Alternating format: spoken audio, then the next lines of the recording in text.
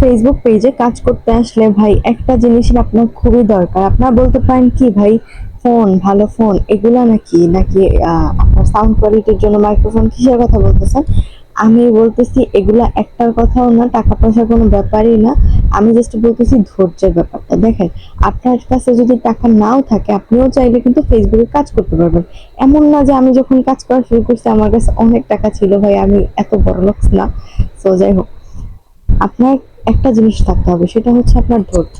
আপনার যদি ধৈর্য থাকে আপনি এখান থেকে কাজ করে কিছু একটা করতে পারবেন, বাট আপনার যদি সেই ধৈর্যটাই না থাকে তাহলে আপনি এখান থেকে কখনোই সফল হতে পারবেন না। দেখেন, টাকা পয়সাটা ব্যাপার না, আপনার হাতে যা যেই ফোনটা আসছে না আপনি ওইটা থেকে ভিডিও বানানো শুরু করেন।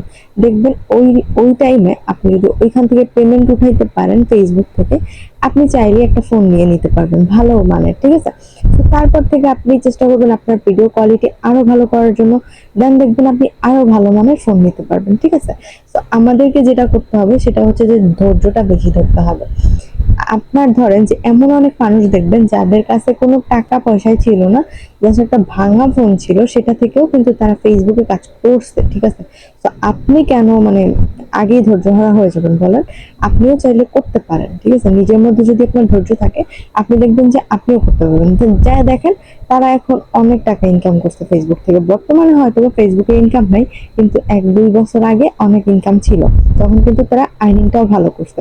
তো এখন আমরা আমাদের কষ্ট হচ্ছে এখানেই যে আমরা কষ্ট করে যত ভিউই আনি না কেন আমাদের কোনো লাভ হয় না। যে আমার জিনিসটাই দেখেন, যে ভিডিওতে এত ভিউ দেখবেন মাঝে মাঝে, কিন্তু বিশ্বাস করেন ওগুলা থেকে আমি লাখ লাখ টাকা ইনকাম করি না। আপনারা দেখলে মনে করবেন অনেক টাকা হয়তো বা ইনকাম করি, বাট ফেসবুকের ইনকাম এখন এতটাই খারাপ, $100 উঠাইতেও পারি না এখন পর্যন্ত, ঠিক আছে?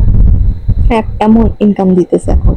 তো যাই হোক, আমি জাস্ট এটাই বলবো যে ধৈর্য ধরে কাজ করে যান, দেখবেন যে হয়তো বা ইনকাম বাড়তেও পারে, কোনো আপডেটের জন্য কম ছিল, বাট আপনাকে যেটা করতে হবে এখানে না, এই যে ফেসবুক কাজ করতে আসতে শুধু ধৈর্য ধরবেন এখানে না, আপনি যদি ব্যবসা করতে যান ব্যবসাও আপনাকে ধৈর্য ধরতে হবে, ঠিক আছে? আপনার লাভ হবে লস হবে, আপনাকে দুইটা জিনিসই ধৈর্য ধরে কাজ করে যেতে হবে।